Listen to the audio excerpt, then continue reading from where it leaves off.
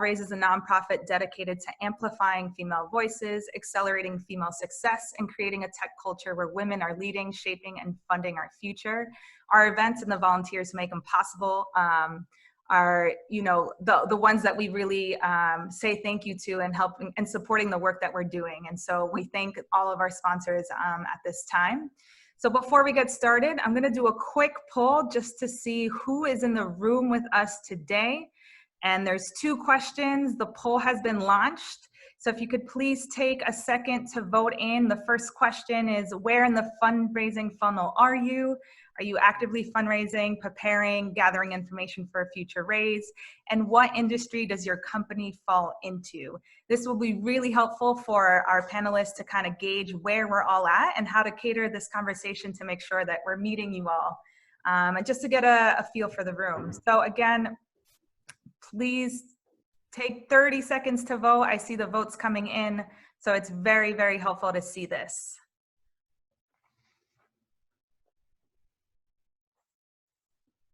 All right, and giving you 10 more seconds. I see the votes trickling in. This is great data, and I will be sharing out the poll with everyone so we can kind of see where everyone lands. Hi, Adriana. Welcome, welcome. Nice to see you again today. I see a lot of familiar faces here. I'm excited. Our faces and names. All right, and we're going to end the poll. 5 more seconds for those to do the vote. 3, 2, 1, and here we go. We're going to share the results out. So it sounds like for those who did vote, we have about 46% gathering information for future raise, followed by preparing the fundraise in the next 6 to 12 months. So that's really helpful for us to see. What industry? It looks like e-commerce is the industry that is showing up and where most of our founders are coming from. And a lot of other, well, e-commerce and enterprise. So thank you all for taking that poll, super helpful. And without further ado, I'm gonna give it over to our moderator, Beatriz, and our panelists will be introducing themselves. So thank you again for joining us, and over to you, Beatriz. Hi, thank you. Thank you very much for having me. Excited to be here with this group of amazing women, Latina investors. Latina is just extra. You're just amazing women and investors, but you happen to be Latina. That's close to my heart. So thank you, ladies, for agreeing to do this. We have an incredible panel. Does not need much of an introduction, but it's always great to hear directly from them, who they are, what motivates them. So I'm going to ask them to introduce themselves, but just so you know who they are, I will just say their names and their companies, and then they will each introduce themselves. So we have Maria Salamanca she's a principal at Unshackled Ventures. Jomayra is an investor at Cowboy Ventures. Cheryl Campos at Republic. Ilse Calderon, a senior associate at OVO Fund. I hope that's how you pronounce it. And if not, please correct me when you introduce yourself. So in no particular order, I think I have you guys sort of set from left to right on my screen. Ilse, you come up first. So if you don't mind, if you can go first. Yeah, of course. Hi, everyone. It's great to, well, I can't see you, but to be here today. My name's Ilse, and I'm a senior associate at OVO Fund. OVO is actually Drake's thing, so it's a little bit different. But we are super early stage and focused on pre-seed investing. So the first round of institutional capital that a company raises, that's when we want to be involved. And typical check size is $250 to $500K, sector agnostic, mostly across capital efficient industries. So it's about 1/3 e-commerce consumer investments, and then the other 2/3 smart enterprise. And I joined the fund almost 3 years ago when the second fund closed, which is a $35 million fund. And it really just is the partner and myself on the day-to-day sourcing and investing side. So a really small, lean team. Excellent. Thank you so much, Ilse. Cheryl, you're up next on my screen, if you don't mind. Yeah, hey everyone. So excited to be here today. I've been looking forward to this for a long time. I'm Cheryl. I'm a director of growth and partnerships at Republic. We are a spin out of AngelList that allows anyone to invest in startups and for startups to raise up to $1 million. So we actually focus on kind of the pre-seed through Series A stage. We've helped 150 companies raise over 50 million. We have about 700,000 folks on the platform now, so hoping to get to the full million by year end. And we're, we have a focus on diversity. So 40% of our founders are women and 20% are Black and Latinx, which compared to the VC average of 2% and 1%, it's pretty good. So we're always trying to be intentional about this, especially as we scale, which is why we want to make sure that we're, are focused on getting the word out there about what we do. As an aside, I'm also a scout for a top tier fund, and some more exciting news coming on actually another fund side soon. Awesome. Excellent. Thank you so much, Cheryl. Maria. Yes, everyone. So happy to be here with this awesome group of ladies. I work on Unshackled Ventures. It's a pre-seed fund based in the Bay Area. We focus on immigrant founders, so usually teams that have at least one foreign-born founder or a kid of an immigrant. So if you were born here but your parents immigrated to the U.S., then you fit our thesis as well. We similar to kind of Ilse at OVO, do check sizes between like 200 to 500K at the earliest stages. Most of our investments, like 75% of them, are pre-product and pre-revenue. So really, really strong bet on team. And we work really closely with our founders to get them to the next stage of seed fundraising. Excellent. And last but certainly not least, Jomayra. Hi, everyone. Thanks so much for having me. I'm super excited for this panel. A little bit about me, like Beatriz mentioned, I'm an investor over at Cowboy Ventures. Cowboy Ventures is a seed stage focused fund. We invest in companies typically raising anywhere below $5 billion. We're generalist investors, so we invest in all sectors and categories. We're about 2/3 enterprise, but there's really no rhyme or reason for that split. I personally focus on anything related to the human side of future of work and economic mobility. And then before this, I was helping to build the family office for the Jobs family, and super excited for this conversation. Thank you so much, ladies. This is like such an incredible brain trust that we have today for our founders. And I'm excited as a founder to listen to all this great advice. Let's start from the really beginning, right? People sometimes are confused and all right, wait a second, what's the difference between seed, pre-seed, angel, friends and family? And there's certainly some differences. I had never raised at this early stage. So I was confused too, even though I've raised up to a Series D in my previous venture, but I have no idea. And certainly there are big differences when it comes to all of those, the seed, the pre-seed, the friends and family. And when is it a right time to call something different? At what stage do you have to be seed and not angel? Anybody who would want to give some context to that, I would appreciate it. And I know that's a question from people who are joining today. Sure, I'm happy to take kind of how we view it, because I don't think there's a right answer, and I think every fund views it very differently, and most specifically, it's also different across regions. So East Coast versus West Coast, and even West Coast Bay Area versus LA, the spectrum of round size and the definition for it is very different. So we as a fund like to think of it more of stage of the company. And so right at the moment of formation, when you have a team and an idea, is kind of what we call really the very early pre-seed angel time. There's some pre-seed funds that lie more in that stage. So like pre-revenue, maybe you do have an MVP and have been testing it out.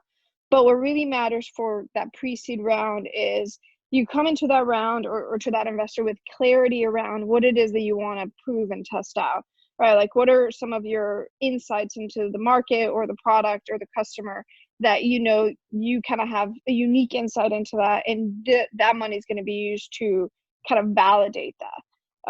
And so usually there's some pre-seed funds that come out a little bit later, which is you do have a product, you have a couple of users, you still can be pre-revenue, but have a little bit more data on if kind of the thesis or hypothesis that you're testing is playing out, and still will bet very heavily behind team. And then seed is when you do have some really early signs of user numbers or customer numbers and some understanding of how you're going to start to monetize. But that pathway to monetization or that question is a little bit more clear versus a pre-seed or angel investors really betting so much behind team and their unique approach to testing it out that it doesn't really, like, you know, we do ask kind of how do you think, what are the paths of monetization, but we know that we're not going to get an answer for that anytime soon. Okay, I want to touch upon something you said that's super interesting that I, even for myself, I just thought, well, what do you mean? Like no, when you hear this team, what does it mean when it's like we're placing a bet on the team? And I guess, you know, it's kind of clear, right? Who are you? What have you done? Like what happens if you don't have a track record and in the pre-seed stage, people are betting on you?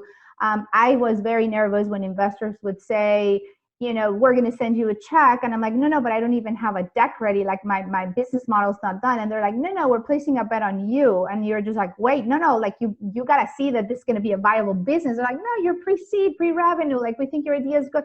And that was just an uncomfortable place for me because I just didn't, I mean, what are the expectations when people say placing a bet on a team? Like what do you really look for, particularly in a founder that hasn't had a company before, hasn't had an exit before?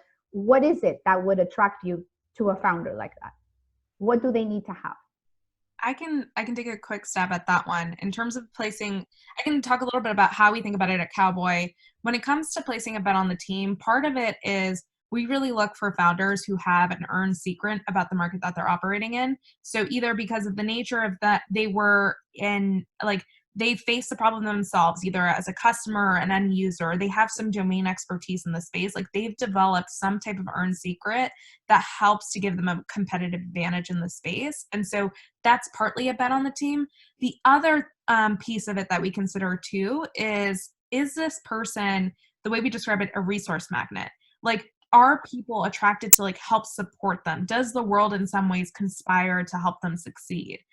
Because so much, as Maria mentioned, especially at the pre-seed and still even at the seed, is a bet on the team and is a bet on like the person's ability to, when shit hits the fan, because shit always hits the fan in early stage. That is a given. Like, is this the right person to be able to ingest information, pivot and adapt quickly? And are they able to attract the right resources to be able to weather that storm? And so that's at least how we think about making a bet on a team, especially in an early stage investment. That's very helpful. Anybody else who might have a different point of view? Yeah, so for me and OVO, I totally echo what Jomayra said. And something else that I'd like to add is what we look for in pre-seed, which is also pre-everything, pre-revenue, pre-real product market fit, is really the founder's ability to learn. And speed of learning is really important because, especially as we've noticed now with COVID, a lot of people couldn't have predicted that. And one thing we really like to see in our founders is, well, how do they react in a quick enough way to experiment when unexpected stuff happens, because it does happen all the time. And so that's something really important to us. And then also it's this whole element of founder market fit. Of course, we want our founders to be passionate and to sort of put here on earth to solve this problem that they're going after. But I think there also needs to be the intersection of that passion, as well as does the founder skill set match whatever problem it is that they're trying to solve. Yeah, and sorry, one last thing on that side that I think would be really great for folks to understand is also vision. I love when there are founders that, you know, aren't just thinking, you know, what they need to do right now, but also where they're going to be in the next 5 to 10 years and whether or not that aligns as an investor. Obviously things will change, right? As to Ilse's point, like it's all about, you know, are they adaptable, malleable? Can they work under pressure? Which I know as Latinos especially, you know, we've had a lot of things thrown at us and, you know, we're always underestimated. So, you know, we gotta just, you know, keep going, keep pounding the pavement, and which is why obviously betting on diverse founders is a great strategy. But at the same time, making sure that, you know, they're the right person to do it, that the timing is correct, but that you also align in a vision. And so especially as a founder, you want to make sure that you have investors on your cap table that believe in that same vision. Because if they don't, they're going to try to push you elsewhere. And that it gets a little nasty. So let's just say, like, focus on making sure that it's a fit for, you know, the investors that you get as well, because they're going to be the people championing, you know, where you're taking the company, because at the end of the day, it's your baby, and you want to make sure that you have that same vision as your investors. I think that critical point to be mission aligned with your investors, and we'll go back to that, right? Because not all money is the same, unfortunately. But I want to do one more thing on placing your bet on a team.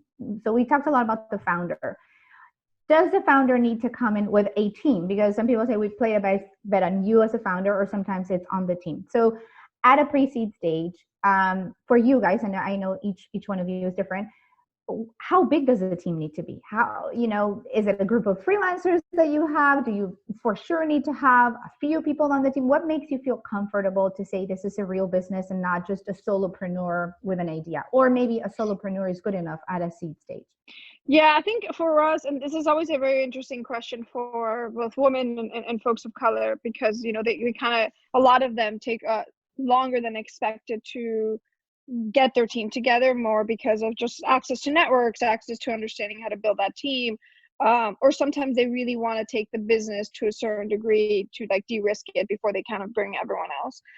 But what is interesting is, from the investor perspective, if you're thinking about what you're investing is, like Jomayra mentioned, being able to bring in resources is part of the job, right? So if you, assuming that the individual founder is going to be CEO, your job for the next 4 or 5 rounds really is very sales oriented, right? So you are constantly going to be fundraising, which means you're going to be selling investors, yourself and your team and your product, and eventually your business.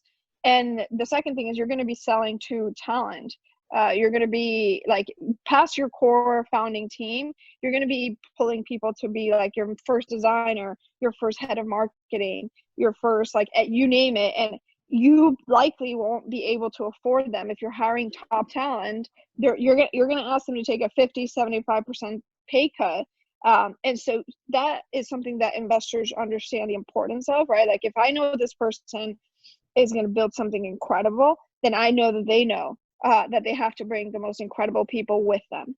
And so when investors push back on like the solo founder concept, it's less because of, you know, the founders being more of like, I can do this myself, or it's not that hesitation. The hesitation is, I don't have any proof yet that you can attract talent. Or, and you know, maybe you can attract me as an investor, and I'm, you know, somewhat here to invest in you, convinced that I can do this, but I don't have any proof that you can hire that CTO or hire that salesperson yet. And that's why, you know, those early hires sometimes can bring those seed and Series A investors on board to like get more interest, right? So a company that's like, you know, gets the head of Airbnb experiences even before their seed round, it's just impressive, because you're like, what did you do to get this person to take, like, you know, a huge pay cut when you guys don't even, you have like maybe 200K in the bank. And that's the kind of question. So it's less about the individual or the team, and it's more about, what does a single entrepreneur, solo founder mean about the company or their ability to attract talent. So in the case that, let's say, somebody has not even the $200,000 in the bank, but wants to prove to investors that they definitely have the gravitas or the passion or the pull to attract talent, does it help to put in your deck? I see this from a friend that I'm just like, oh my God, you are crazy, dude. And he has probably, I don't know, 100 advisors. I'm not saying people should have 100 advisors, but they're all like the top of every industry, right? I'm like, we get it. You're so connected. But does it help to have, maybe you can't afford the CTO or the CMO or anything. Probably you can't, obviously, not even with a lot of equity, to leave their job and come to you unless they've had an exit and they're free to just come help you build as a co-founder or as a very early. But is it helpful to put like advisors that are very well respected in the industry that you're building, that they're sort of like, they're coaching you, believing in you, so at least investors could see that? Would that be a smart way to maybe spend a little bit of time? I think it helps, but I think assume that your first investors at the pre-seed and the seed will back channel that. So we'll try to reach out to those advisors and get an understanding of what level of advising are they doing, right? There's like I think you're smart, I think you built something cool. This happens a lot with professors and students, right? Like, you're my student at Stanford or Berkeley, you know, and I know you're smart, count me in as an advisor, ping me whenever you want. Versus there's some advisors, a lot more on the operator side, that are like, we talk every single week. We go through product roadmaps, we sit through this, like that depth of advice. There's a whole spectrum for that. And the good investors will definitely jump on a call with your advisors and figure out how committed it is versus is it just a deck with a lot of faces of people that you could maybe jump on a call once a year with. Right. No, that makes sense. There's a lot of questions about that the audience has about timing. Like, what's the right timing, right? You could think right now is not a good timing, right? You're like in the middle of a world pandemic and economic downturn, but you see deals being made every day. Talk to us a little bit about just timing in general. When people say you have to have good timing, what does that mean? And then what does the timing today look like of where we are? And anybody who might have a strong opinion. Well, I'll go first on this one. So I like to think of things as an investor and then what it'd be like when I become a founder, right? Which is what I actually wanted to do prior to joining a startup that straddles tech and VC. And then I realized from the inside that, you know, it's always going to be a hot mess express, and therefore it's going to be a lot harder, right? To, you know, or at least I come to the founder's side with a new perspective, right, from this experience. And to that end, I like to tell companies to only raise when you've like really done the most with the capital that you currently have, right? So I would definitely go for grants, pitch competitions, fellowships. Camelback is really great with, you know, especially supporting underrepresented founders. There's, you know, I feel like there's also a lot of mission-related investing and kind of venture philanthropy that everyone should take a look at and see if they qualify for certain grants. And, you know, you can get a good amount of money. Like, I was just hearing in Clubhouse the other day about how there was an entrepreneur that, you know, raised $28,000 just from a philanthropist that, you know, just wanted to give money because she believed in her and, you know, kind of was paying it forward. And so I would say first focus on building your business, getting it to the point where you're literally like, I can't do anything else without capital.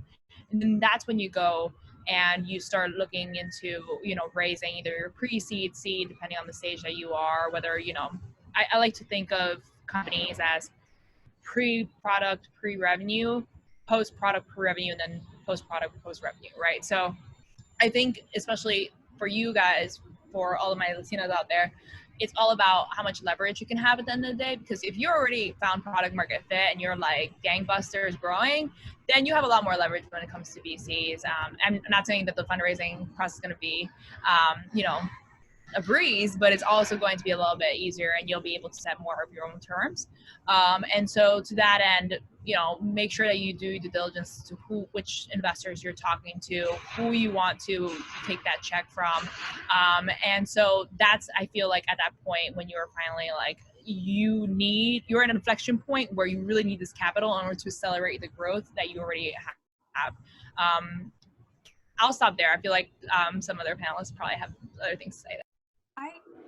I could add to that. I think a little added wrinkle to that, or the way that we think about it, is if you were to get X amount of dollars today, like what could you do with that? Do you have a sense of how you would actually use that money to hit the milestones that you need to hit for the next subsequent round? So like one of the things that we spend a lot of time in diligence with is actually the plan. Because if we say you're going to get $2 million today, it's going to last you 24 months, and then you're going to hit X, Y, and Z milestones, and we feel good about that plan, then that gives us a lot more confidence in your ability to hit enough of the milestones to raise a really exciting Series A. So like from the investor perspective, that's how we think about it. And so from the founder perspective, the way I would say like, what's the right timing or when should I do it? The right timing is when you could say, pretty concretely, like if I raise 500K or I raise $1 million, like that will be enough to get me to the next milestone, and whatever that milestone is to raise a subsequent round. And I also think that the other part of this question is the why now question, and that's more related to market. So the way we think about this is sort of answering the question of why can this company exist now? Or why does it need to exist now, not 2 years ago and 2 years in the future? And sometimes this answer is tied to consumer behaviors and trends that are coming out. There's a lot of interesting stuff, for example, around the Gen Z community. Or the other way to answer this is there something in the tech world that has recently become available that makes this company even be possible today? So for example, let's say that the new iPhone came out and they had a new AR kit, or like the camera could do something exciting, and there was potential for startups to build on top of that. That would be a good reason why now would be a good time to start that company and to get it funded. That's great. Those are all incredible perspectives. And I do want to touch a little bit on the non-dilutive capital. I'm a huge fan of that, Cheryl. We are actually doing something just for quick plug-in. I mean, it's a good one because it's free capital for anybody out there. But I co-chair an initiative called Pledge in LA out of Los Angeles, along with Mayor Garcetti and the Annenberg Foundation. And along with my own family foundation, we're giving a $500,000 grant. So it's 20 companies at $25,000. I think the applications start today. So do go to Pledge LA if you're a Latino or Black founder, and try to apply. I love that, Beatriz. I actually just sent out my newsletter for founders Thank you. right before this panel, but I didn't see that, so I'll probably send another one. Oh, no, yeah, I mean, it's really important because, you know, you can only help so much. And with Pledge LA, we're always like, how do you open doors? How do you do this? And there comes a point where it's like, people need capital. Like we just need to build our fund, and we just need to like get it done. So we're very excited about it, but there's plenty of ways that, like Cheryl was saying, you could look for this non-dilutive capital. Even personally, I thought, okay, I'm going to raise a very small pre-seed round, match it with non-dilutive, not from this fund, clearly that would be a massive conflict of interest, but there are, what I'm doing next is fintech. So there's a lot of foundations out of traditional FIs that I can hit up that don't do, in my humble opinion, a very good job connecting to our community, that I think I could do a better job. So they're already spending this capital. Might as well give it to you if you're able to show that traction and that you can build what they haven't been able to do. So I think non-dilutive capital, especially at this stage, would be amazing. There's a big focus on women. There's a big focus on Latinx, Black. So by all means, take advantage of that, be informed, and apply for everything that you can. I want to go back to due diligence. That is something I really learned the hard way. Two things I learned, many things I learned the hard, but that would be like a tequila session for me at another time, not with so many people live. But one thing was, I never knew, and I never heard, and I was never on a panel like this where people said do a due diligence, right? Like I just thought, oh my God, it's like Halloween, people just handing me money, and I'm like so grateful for the money and so happy with I didn't even, like I said, I started at Series A, didn't even know what venture capital was. It was like a Forrest Gump total moment for me. And I was just grateful and taking people's money, and these people were really iconic investors, like, I mean, iconic, and their VCs iconic too. And it was a nightmare, right? It was definitely not a fit by any means, in every single sense of the way.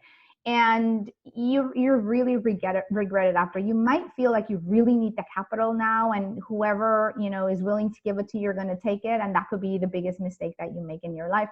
And I learned later when people would say, hey, my company that I'm going to found wants to talk to somebody in my portfolio companies, would you take the call? And I was like, oh my God, that's what I should have done. So I think that's something that I don't know that it's, maybe I just didn't know, and other Latinos do it instinctively, but I do think there's something amazing. And I want to ask you guys as investors, like, how do you feel? Because at first I thought, oh, that's interesting. Like, you know, me being a Latina that like maybe calladita te ves más bonita, which I'm not, but I still have it in the back of my mind. You know, I just think, am I going to piss off I mean, I would have definitely pissed off some of the investors if I'd be like, yeah, I'm going to do due diligence on it, because they connect you to these people. And so I'm just like, how do you guys take that? I mean, is it a positive that you're like, oh my God, good for this founder that even at a pre-seed, they've never done anything and they're doing their due diligence? Or is it like, ¿quién se cree? Like, what are your thoughts on that?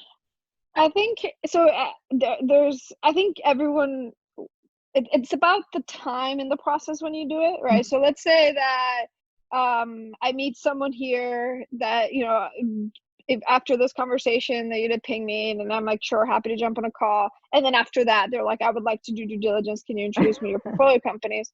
Then I'm not, that's a huge red flag, because you know, any given week, at least at the pre-seed level, I'm looking at 50 to 60 companies that I'm having conversations with. So if every single one of those companies, I was like, sure, go do diligence on me, or like, here's an intro to my portfolio, my portfolio would hate me, because the majority of these companies I'm not going to invest in. And that's just like part of the game, right? So even though I see 50 or 60 companies every week, we only do 15 or so investments every year. So, you know, statistically speaking, I need to really, my portfolio's time is above anyone's time, including my own. So I will take that call, but my portfolio is the last thing that I will ever take their time away, because I need them focused on building their companies.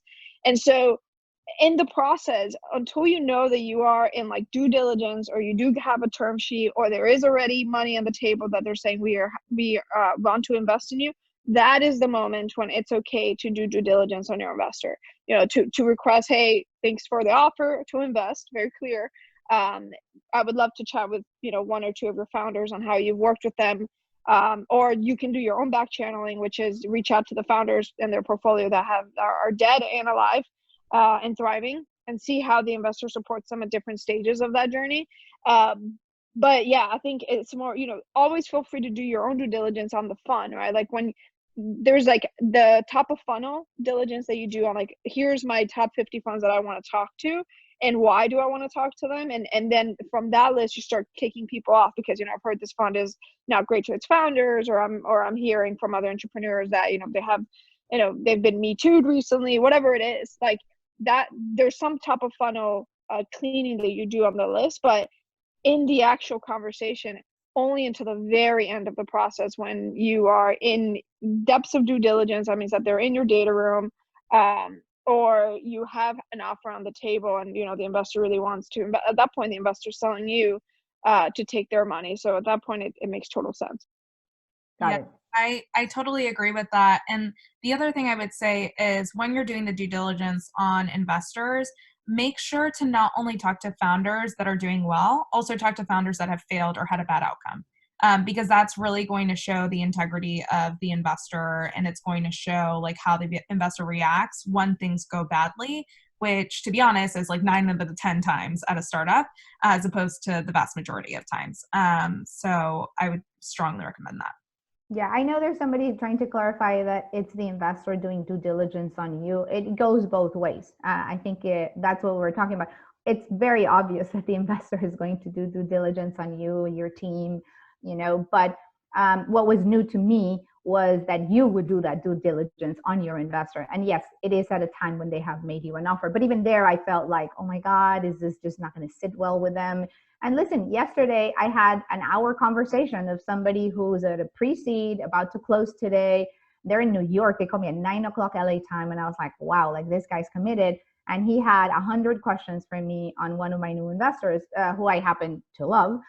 So that was an easy conversation. But sometimes you get people calling you and you're like, oh my God, how do I send subtle hints for this person to run away from that investor?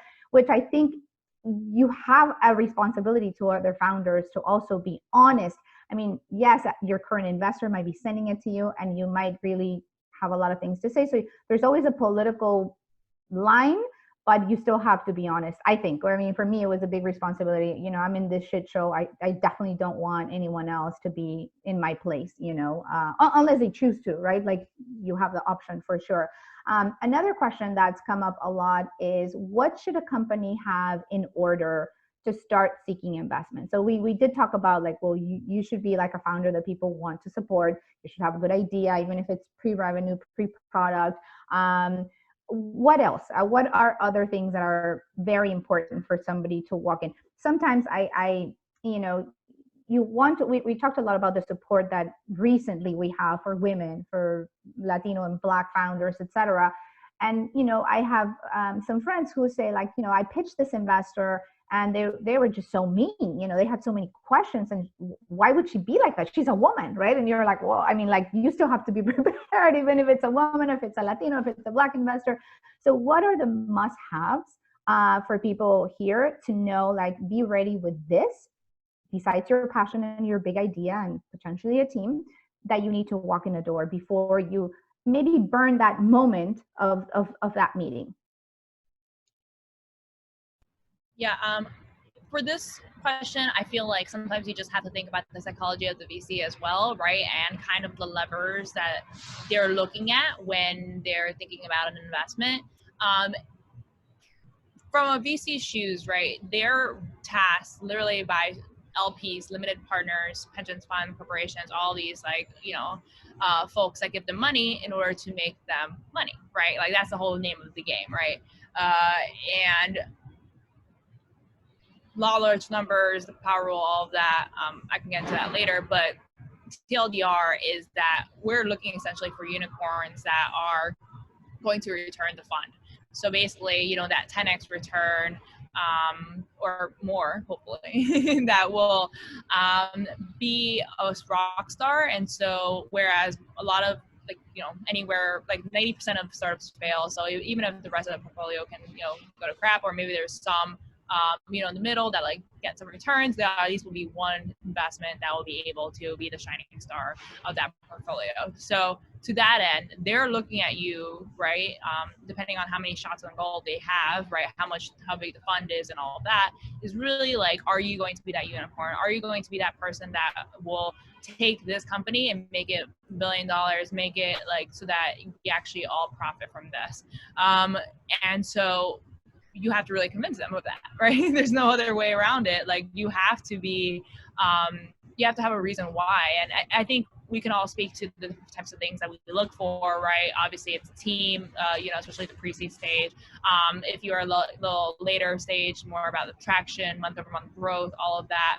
What at the end of the day, is your, what's your tech, what's your product, what is your competitive advantage or defensible moat around that?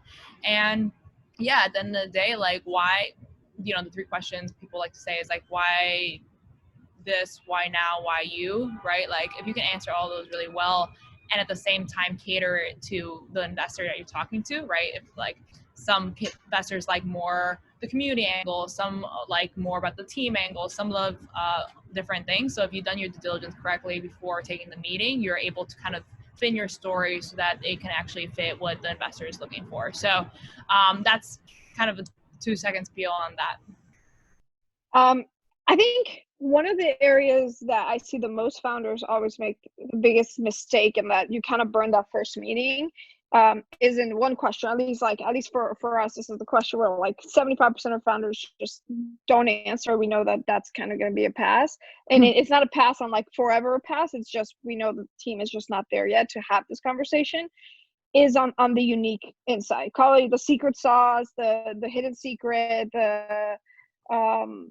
there's all kinds of the unique wedge, because when you ask a founder, what's the unique insight into this, the most common response is always an observation into a market. They're like, we're like, our unique insight is like the timing, and usually they respond with a why now.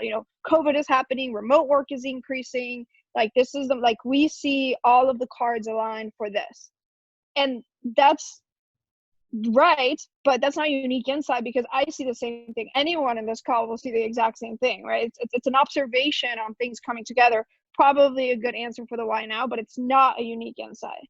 And so, unique insights really come down to like an individual, either enterprise or the consumer end, that understands the customer at such depth that they know, what is the customer journey for using that product? Not your product, but any product that is used for that. Like, what is the pain point you're trying to solve?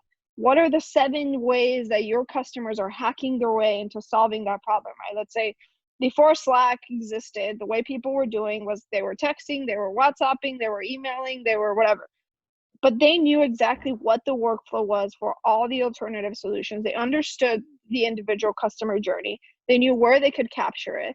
And they knew exactly what was the way that people would want to have that less frictionless of communication. But it wasn't just an observation of emails broken. That's our unique insight, because that just it's not enough, because a lot of founders are probably telling me the exact same thing. And so I think that is really and this is a moment for like the team to be honest with themselves and the founder and say, what is truly unique here that no one else, very smart people, if I were to say this, they would be like, what? That doesn't make, like, how do you know that? Right. How would your competitors react and say like, wait, how do you know that? We don't know that. That doesn't make sense. Like, where did you get that from? that's where like the nuggets start coming from, and that's where the investor wants to hear from you. That's a great insight. Anyone else? Yeah, for OVO, one thing that we think a lot about in super early stage companies, which is all we do, is the path to building a really big business. So we really like it initially when a founder has identified a really niche audience that they're going to go after and is going to be really loyal to them for X, Y, and Z. However, one thing that we also want to see is there a feasible path to building a really big business, right? Not to sound corny, but like, what's the path to $1 billion business? Because it is venture and that's the business we're in. And sometimes I find, or most times I find, that that path is unrealistic or unfeasible for different reasons. Maybe it's the team, maybe it's other elements in the market that they're not thinking about. But I really want to see that they've thought about that. And it's sort of along the lines of the question, what's the big vision here? But that needs to make sense, and it needs to make sense for the team behind it. Yeah, I think that's very important. And, you know, me representing the founder side in this panel, sometimes, you know, I tell some other Latina founders that I mentor, like, is VC right for you, right? Right for your vision, right for your company, right for your personality, right? Like, are you, like, VC is no joke, right? Like, the expectation is big. The expectation of, you know, what's your path to becoming a $1 billion company? How are you going to be the unicorn that saves the rest of my life? Like, so you need to make sure that that is the right capital for you, for your business, for your personality, for everything that you want. It is not the only path.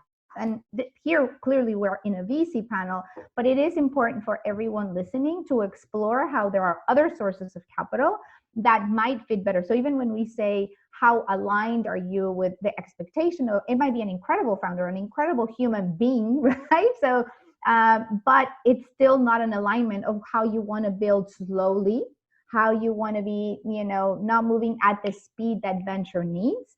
That is the expectation. So I think that's also like a very interesting question to ask yourself at the beginning, just like as Maria was saying, do you have that secret sauce? Do you have that insight that no one else has, that somebody's going to be willing to hear? And that insight, you might still have the insight, but you might still want to say, I want to build this very slowly, and I'm going to go through a different type of capital. I think that's like an important distinction. Okay. So let's talk about COVID. I know we talked about a little bit about timing, right? So one would think timing now sucks, right? Pandemic and COVID, yet some of us are still raising capital and you guys are still cutting checks. Any insights into the market today for somebody raising a pre-seed? Yeah, I have to say, like, I think at the beginning of COVID in March or so, there was a slowdown for everyone, and everyone was a little bit focused on triaging their portfolios and a little more heads down. But I will say, like, the past couple of months, it's been as busy as it's always been, right? Like, there are still lots of deals happening. The pace is still pretty fast. People are still open to investing.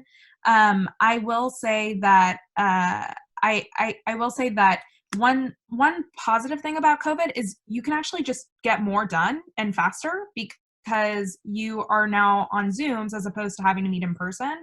So I know for a deal that I recently did, I met with the founder on a Monday and I asked to talk to him again like 2 hours later. And then I asked to talk to him again the day after. And we were able to close a deal pretty quickly just because you can get more done in a faster amount of time, which is great. I will say, because you are having to pitch now on Zoom versus in person, it might be harder to build that initial kind of rapport and like that magic with your investor. And so practicing quite a few times pitching over Zoom is really important. Because like natural mannerisms and energy, it just doesn't come as naturally via video. So I strongly recommend if like you take some time to practice the pitch with other like people that you trust, other entrepreneurs, investors that you think are friendly or helpful, like spending the time doing that, I think is super important during COVID. But other than that, I think it's still a great time to raise. That's great advice. I see one question in the chat, and now it's time for Q&A, although I've been trying to keep my eye on both, trying to address people's those questions. But there's one that I think is super interesting, because we talk a lot about, this is very tied to privilege, right? When you think about, you know, even the question is like, well, how do you guys would rather, you know, be pitched or hear from a founder? Do you like a warm intro? Would you read a cold email? And, you know, obviously, to get a warm intro, not everybody has somebody to give you a warm intro. So people in places of privilege, I always encourage them, you know, you got the responsibility to do the same because somebody did it for you. But let's go to founders who don't have that network of people just saying, oh, let me introduce you to everyone here on the panel or somebody else at other VCs. Do you guys still, you know, would take a cold email? Would you encourage founders? I'm sure every one of you is different, to find somebody that is connected to you that can make that intro. What is your personal style in the way? I felt very strongly about this when I entered venture, and it became very clear to me that warm intros was definitely a way to kind of, there's a lot of gatekeepers in thinking through what warm intros played in venture. So one of the things that we do is, and we've done this, I've been Unshackled for 5 years now.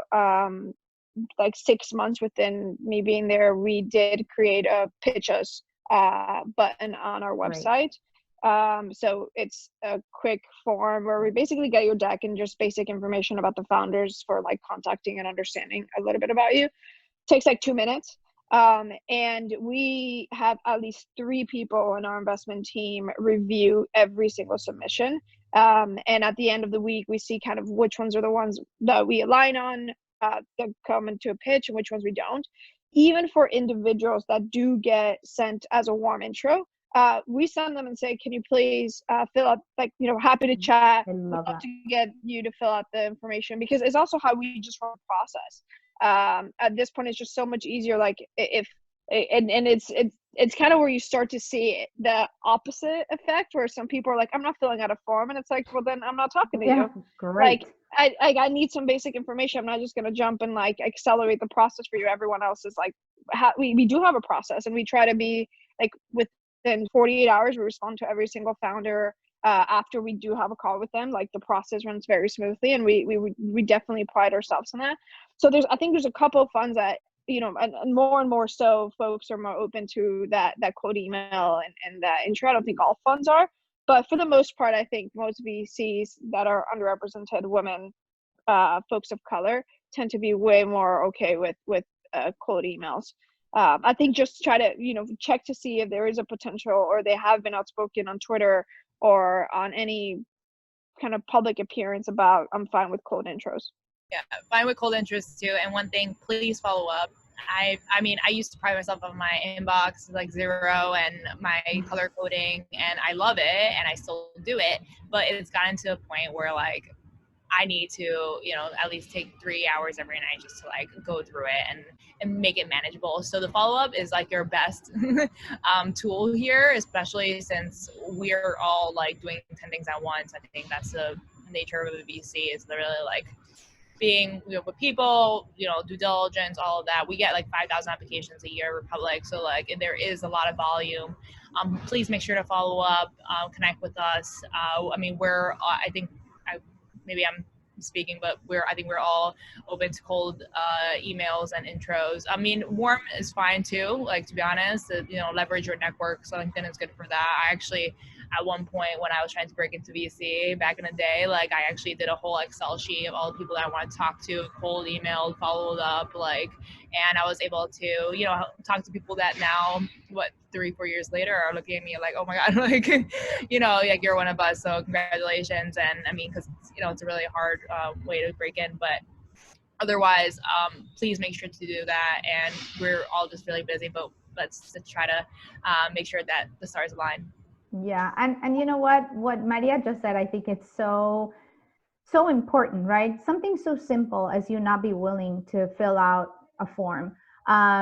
In my own fundraising process, I've somebody from a big VC reached out, and this person is the most junior person in this firm, and I know the owner of the firm, and I set up via his Calendarly or whatever it's called, my appointment with this person. And next week, somebody emailed me saying, "Are you crazy? Like, why wouldn't you just call me?" I'm like, you know what? They reached out. And I thought that was great, and I'm going to do, but I think that speaks about my own character, right? I know that I can tax the person who's going to make a decision, and I didn't. And I'm going to go through the process. I was very humbled that the most junior analyst in the firm heard me speak somewhere and thought it was interesting and reached out, and I set it up. So for anyone here who is not a first-time founder, who feels that, you know, filling a form is beneath them or talking to a junior analyst is beneath them, that also speaks about your character. So even if you have a great idea, a great model, that'll piss an investor. I mean, it would me, you know, just to be like, you know, that's an interesting trait. So instead of something that you think is going to help you, it's awesome if you have incredible contacts at the top and to make the warm intros. But if you know there's a process, be humble as everyone else. Your work, your idea, your character will speak volumes of you. I think that adds to something that somebody would want to invest in you or not, or be a flag for somebody. Listen, I'm sorry. I was just going to say, I totally agree with that. And I want to plus one that. Treat everyone that you deal with in the process with total respect. And I don't think that that's probably going to be a problem with this group, but there are people that like have treated our administrative assistant with disrespect. And we just like, those aren't the right people for us.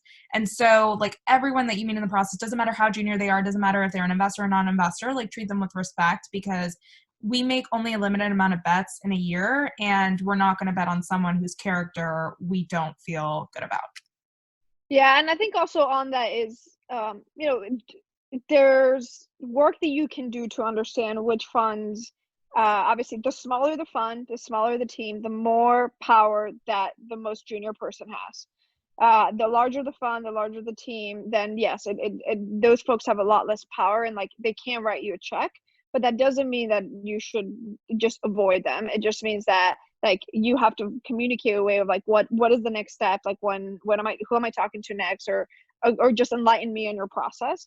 But the junior folks are at the end of the day the ones that do so much of the work. Like, not to say partners don't do work, they do a lot of work, but their time is so much more limited on like due diligence and reference calls and all that stuff that it really depends on us. And so if we're the ones doing the reference calls and the due diligence, going through your data room, if we already don't like the person, we're just not gonna like be like, this is the most amazing thing I've ever seen. It's just part of being a human. And so just don't burn bridges too early. That's a great point. We have 5 more minutes, and there are some really good questions about equity. So I definitely want to have you, your point of view on this. So, you know, people are asking convertible note versus equity. You know, how can a founder advocate to keep more equity?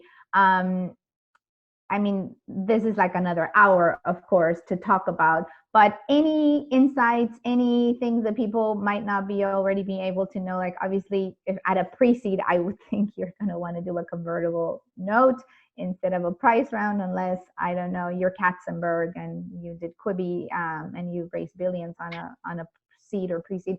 But other than that, I would say definitely a convertible note. And then as far as like equity and how you keep more equity, I don't know if you guys have any secret sauce on, you know, what to tell founders on how to look out for that. I think like for us, we're pre-seed, so we definitely have a preference for the YC Safe, just because it's super easy to use, and anything that you can do to speed up the process would help. And so if you're already using a fairly standard document that VCs are really used to looking at, that's definitely a plus for you. And then in terms of how much equity you get to keep, I think like the way to think about it from an investor perspective is that, at least for us, we definitely have our ownership target that we are looking to get. Because we are so early, we know that down the line, as you raise more and more rounds, that's definitely going to get diluted. So that's something that we think about upfront. Yeah, so I think for pre-seed, it's pretty common to do a safe or convertible note. For seed, we prefer a priced round. In terms of giving up ownership, at least at seed, most seed firms expect a minimum of 10% ownership. 15% is usually becoming more of the norm now. Yeah. So I would expect, like, at least at the seed, to give up, 10 to 15% at the pre-seed, probably, I don't know, like 7 to 10%. Ilse and Maria will have a better sense. Yeah, we do 8 to 12, and it depends how early the team is and how much of a bet we're taking. But yeah, 8 to 12, and then usually we do see our founders that go on to raise seed. The range is now closer to 12 to 15 is mostly what I've seen. I think seed funds are trying to get more ownership because the checks are much larger. Yeah, and pre-seed, I guess pretty standard for us is if you're raising that $1 million round or less, then we're probably looking at valuations anywhere from 3 to 8. That's great. And I think for founders, if you're thinking about your own percentage more than the VCs and how much you give co-founders or early investors, there's a lot of tools where you can, sort of plug in founder, yes, pre-seed, yes, pre-revenue, yeah, and then it sort of gives you an average of what thousands of other companies at your stage are and in your industry.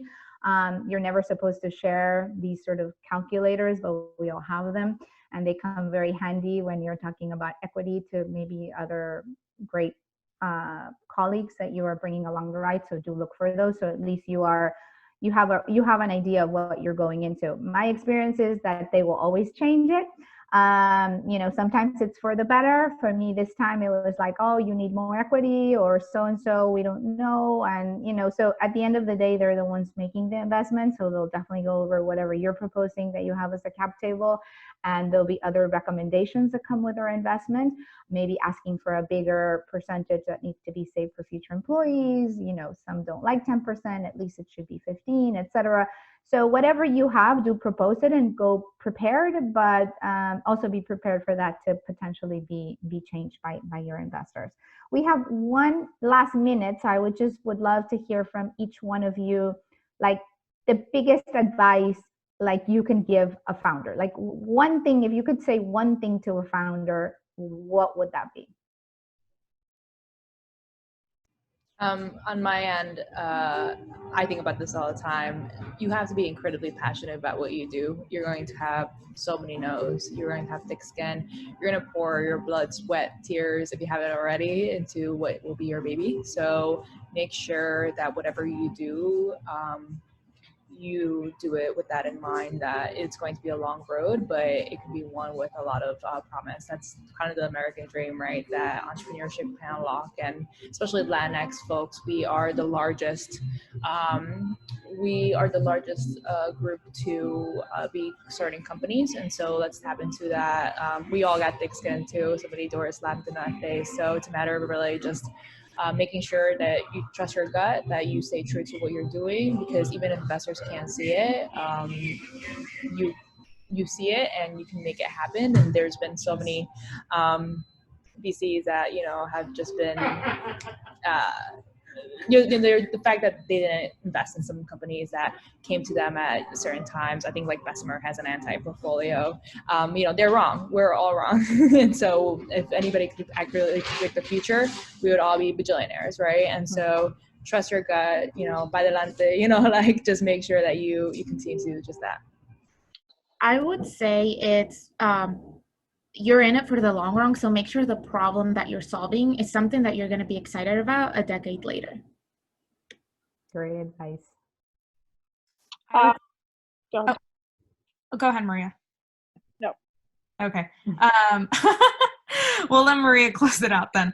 I would say make sure that venture capital is the right route for you. There are so many other sources of funding, and the venture capital is not even the primary source of funding. It can be helpful and supportive and catalytic, but make sure it's the right source. And if you decide it is, don't be discouraged if you start to hear no's in your process. There are so many companies that are now multi-billion-dollar companies that received many, many, many no's. And so that's totally fine. So don't be discouraged in your process. Yeah, I think we have on average, it's like at the seed level, most of our companies meet with about 100 funds in the process to land in their lead, and it's a very long process. So I would say a couple of resources, as well as Bessemer has memos that show kind of how they think about their investment process. Every investment most funds have to write memos after an investment, and you can see kind of what they evaluate and what the stakes are for them internally. So those internal memos are super interesting to take a look at as an entrepreneur to see how you pitch. But my piece of advice is to focus.